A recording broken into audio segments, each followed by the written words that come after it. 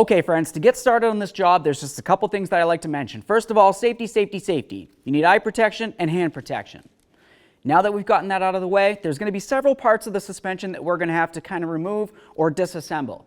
Any of the nuts that we remove, it's recommended to go ahead and replace them. If for some reason you're not going to replace them, you definitely need to use a little bit of thread locker. Aside from that, you're going to want to make sure you get yourself in alignment. That's going to help you go straight on down the road and be as safe as possible. Let's get started. Okay friends, one of the first things we need to do is safely raise and support our vehicle with the suspension hanging. Once we've done that, we're going to remove all 6 of our 21mm lug nuts and then remove the wheel.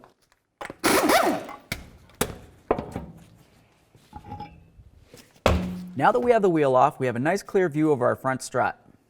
Up along the top, you're going to find 3 mounting nuts off along the sides of the strut area. Go ahead and spray those down with some penetrant. We're not worried about the center one, so don't worry about that. Now following that strut down to where it connects into the control arm, you're going to find a big old bolt with a big old nut. Go ahead and spray that down as well. And I'm going to do my sway bar link.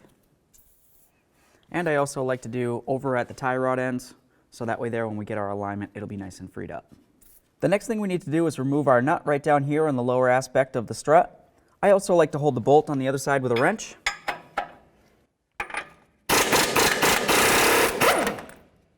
Now the next thing we need to do is go ahead and drive this bolt right out of here.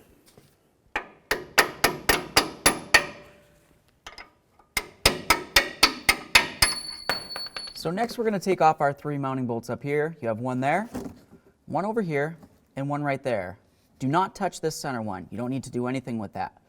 Once I get them all off, I'm going to go ahead and start this one back on just a little bit because it's going to be the easiest to get to through the wheel well, and then we'll move along to the bottom of the strut.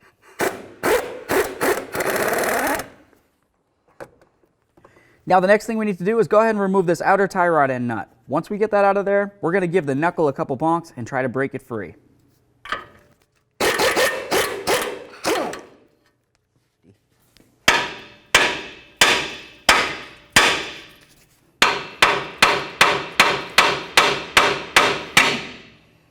The next thing that we need to do is remove our nut from our sway bar link. I like to do the top one. You can also do the bottom if you find that it's easier for you. To do that, use an 18mm wrench. If you have a ratchet wrench, it'll probably come in handy.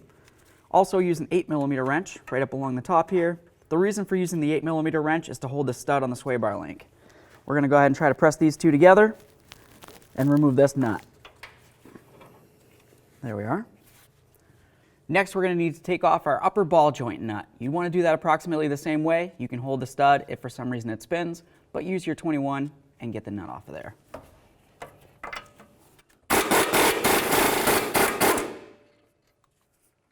Just take that nut, start it back on there, just a couple threads for safety, and the next thing we need to do is bonk right along here on the knuckle with our hammer. We're trying to break the ball joint free from the knuckle.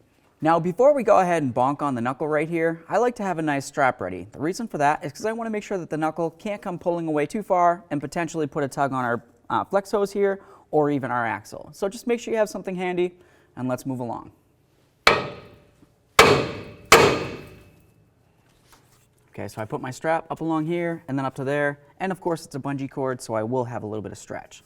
Let's go ahead and pull this down, get the nut off of there. There we are. Carefully set this aside. All right, now the next thing we need to do is take a nice pry bar, come in between here, carefully pull down, and we're just going to draw the strut right out of there. At this point, we're going to grab right onto that nut that we already have loosened up here. We'll loosen that at the same time as holding this, and we'll remove it. A little ratchet wrench here, hold that strut.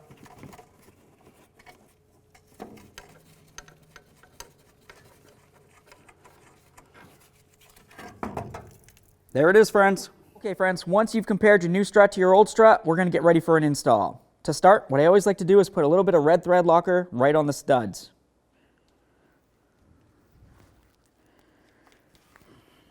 Let's line up those studs with the holes in the strut tower. There we are. Start on your nuts.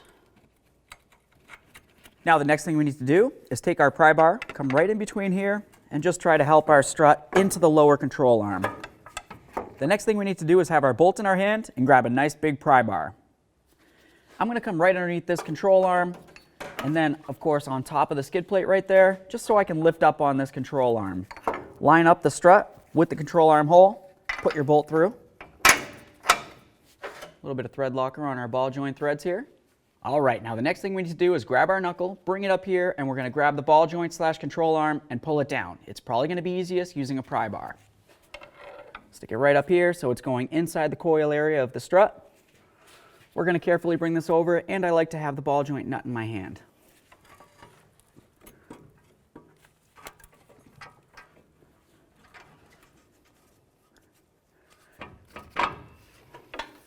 Now the next thing we need to do is snug up this nut right here. Something that you might notice is the stud might happen to spin. If it does, you can try to use something such as some locking pliers up here. And then of course once the stud's coming down enough that you can grab onto the tip with a wrench, you can do it that way. Tighten your upper ball joint nut. Now let's get our upper sway bar link nut back on there.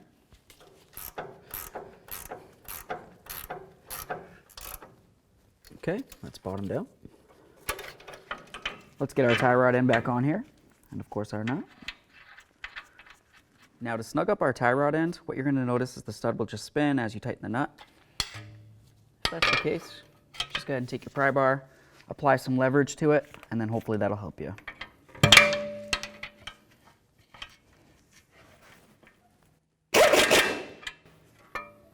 Okay, so the next thing we need to do is go ahead and put our nut on here. I always like to double check and just put on a little extra thread locker on it because in all honesty, this is going to have a lot of torque to it, and I like to make sure it's going to stay tight for a very long time.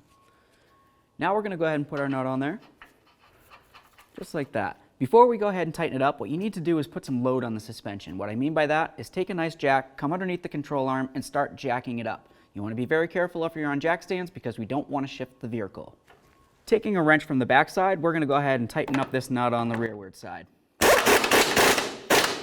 Now it's going to be time to start torquing things down. We're going to torque the lower shock mount to 406 foot-pounds. That's a lot, so just so you know.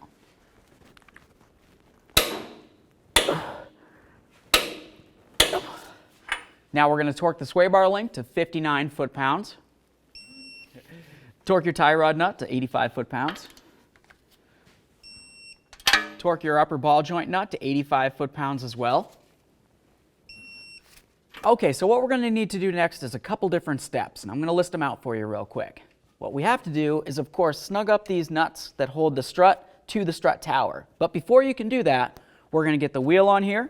We're going to snug up the lug nuts, torque them to 150 foot-pounds, get this down on the ground so it's putting full pressure of the strut into the tower, then we'll snug them and we'll torque those.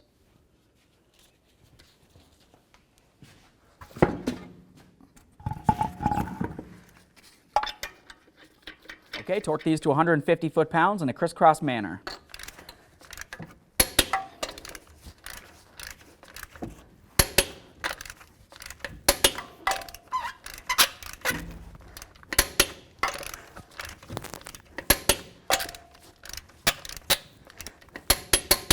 Now we're just going to go ahead and snug up these nuts.